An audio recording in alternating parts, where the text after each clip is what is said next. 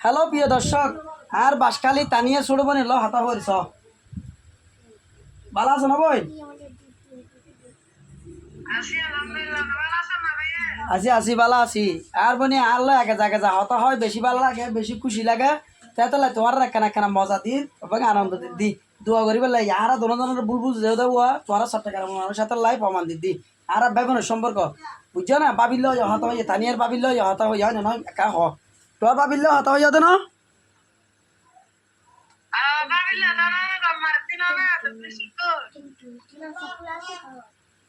বাবিল লইয়া হতা হয় তো আসলে হ্যাঁ